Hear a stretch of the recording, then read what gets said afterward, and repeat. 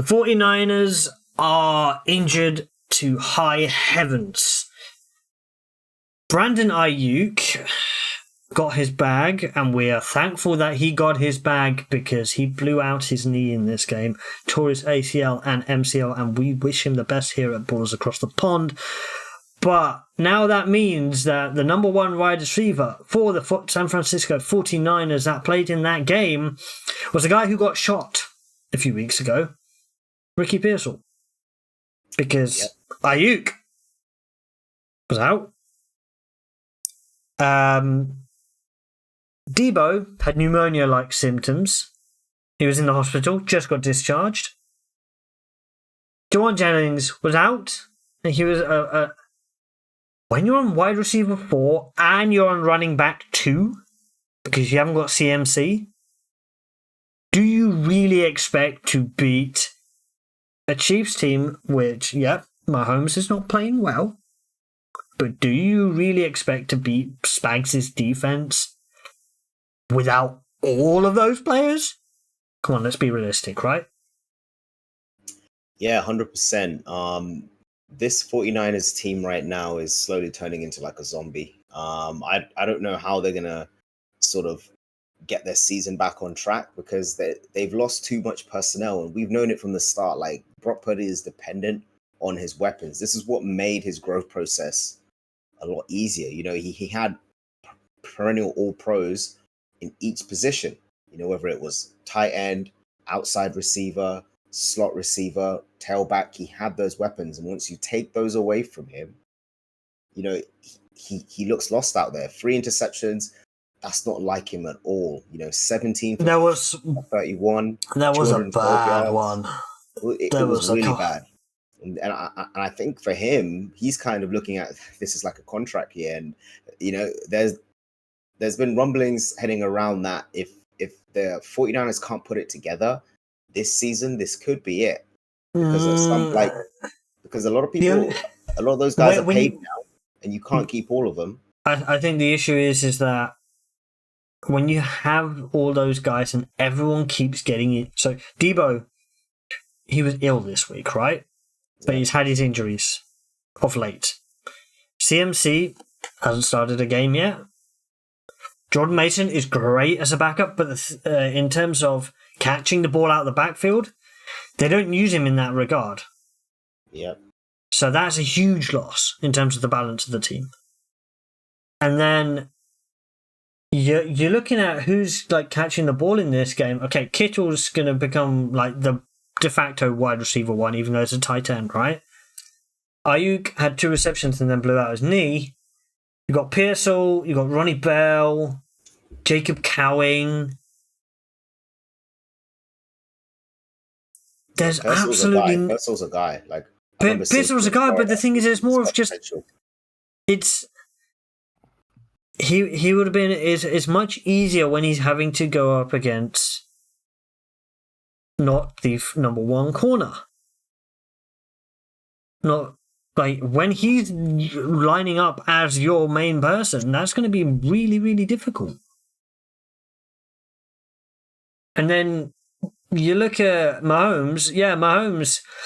Can you believe Patrick Mahomes won this game with a 44.4 pass rating, 2 interceptions, and he did all of that and still won the game. But that was a touchdown in the air. Because Spags is giving everyone nightmares. Yeah, but apart from Spags giving them nightmares, the Chiefs' offense also is finding ways to win. As like if Mahomes is playing well, they're gonna make sure the running game is working. They're gonna find ways to score points that they need to win the game. And Spags have really transformed the KC defense is now, I'll probably say, is one of the top units in the league, and that's why the offense can malfunction. Mahomes cannot play as well as he has because he has an elite defense behind him. That is keeping them in games and helping them to win most of their games. But at the end of the day, Purdy's, I think the main concern with the 49ers when you look at the stats is their red zone offense. because consistently they are not scoring touchdowns when they get to the red They zone. don't have. They just don't have. They don't have the finisher. CMC. I mean, I saw Purdy's last throw to the it was in the end zone. And I think he was in cover hit 4, right? Into cover 4, and he just threw it, right? But even if the pass was accurate, it was like a high chance of it not being completed because the defender read that thing and he was right there. But obviously the pass rush affected the throw. And that was the heartbreaker because they needed that drive. They needed to score on that drive. So I think for the 49ers, it depends on when any of their weapons are going to come back this year. I would expect so next game up for the 49ers is the Dallas Cowboys. Right, we'll preview that later on in the week, but we expect a heavy dosage of Jordan Mason, right? Then they've got a bye, so I would expect CMC to come back in week 10 after the bye. So it's going to be a heavy dosage of Jordan Mason because I hope that Debo is able to recover enough from his illness to be able to play. I believe it's a Sunday night game, so there's a little bit more time to recover. It's going to, but the Cowboys are a wounded animal, but they need to get back to Take them out back. They are a wounded animal, right? But so are the 49ers. They're 3-4.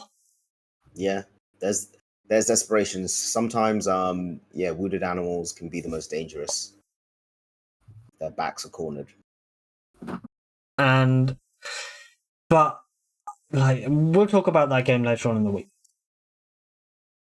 Now, if we look at Kansas City, if we look at who they've got to play the rest of this season, so they've still got to play the Raiders twice. So they've got the Panthers, they've got the Browns. Oof. They've got the Broncos twice. That could be now, the Broncos have a legit defense, right? But I fully expect them, as Spags, to give Bo Nick some nightmares. Yeah, it might be a low-scoring game. So if we look at the teams where could they lose a game at the moment? Because they're playing badly on the offensive side of the ball and winning. And they're still finding a way They to played win. the Ravens, Bengals, Falcons. Yes, there was some elements of fortune, but they played that set of games, and then they played the 49ers, and they won all of those games, right? Buccaneers. So everyone's looking at the games against the Buccaneers, the Bills, Texans, the Steelers as the games that they can lose. Yeah, I mean, I think the Chiefs. I mean, having seen how they played this season so far, it's hard to believe that they're currently sitting on 6-0 record. You know what I mean? It's almost one of those things. I think they mastered the art of coasting in that they evaluate their opponents and it's almost as though they're treating each season like a marathon. You know, they evaluate exactly what level they need to play at to win their games, and they're not going to necessarily overexert themselves. They don't have those big ass 40-point games, but they'll score 40 points if they have to in order to win the game. You know what I mean? So I think all of those games, they're not necessarily going to be close, but I don't think the Chiefs are going to sort of go in there and have like a 38 burger on a team. They haven't even got above 28 points this season offensively. Yeah. You look at there's only one statistic that Mahomes is leading the league this season. Interceptions. With 8. He has 6 touchdowns, and 8 interceptions. And they're still 6-0. And they're 6-0. 6-0. That is how well this defensive side of the ball is playing. That is how lights out Spags is play calling. Yeah. And then you look at this is like maturing of the team, because so often than not, it was always the defense that would make the errors, wouldn't be enough, and then it's all right. We've got Pat Mahomes there, but as we go into later on in his career, I mean, he's not old or Well, anything. later on, yeah, he's 29 years of age, but yeah. All I'm saying right now is that it's really good to see that, the defense has his back as well, and that's dangerous. That's a really dangerous. Do you know what? That is the scary thing about Brady, right? Yeah. When Brady played badly, that defense of the Patriots, yeah, all those guys, they won them the games, right? Yep. The same with the Bucks. When he was playing poorly, that Bucks defense clamped down. And this is what's happening with the Chiefs. It's utterly scary. Yeah. Utterly scary. And it's going to be fun, though, to see who can actually get the victory.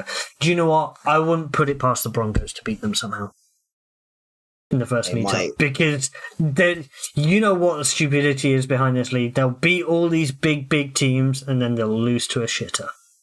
Yeah. That is how it's going to work. Sometimes a team needs that to sort of wake them up and sort of let them know, hey, guys. Well, they know that they're playing poorly. They know they're playing poorly and scraping victories every single time. But that's what they've been doing for a year and a half anyway. They haven't been playing... Like, Mahomes hasn't been lights out this season or last. Yeah. I think it's more... they need that marquee game to perhaps wake them out of their stupor. To realize that they are mortal and they can't keep playing like this if they want to win a championship. Because right now, I mean, I'll put the Vikings, even with the loss, Detroit on top of them. But that's on how they've been playing. The Ravens for sure, you know what I mean? But you could never count the Chiefs out. So it's just one of those things. They're the scary team because they managed to grind out victories. But we'll see how they do come the rest of the season.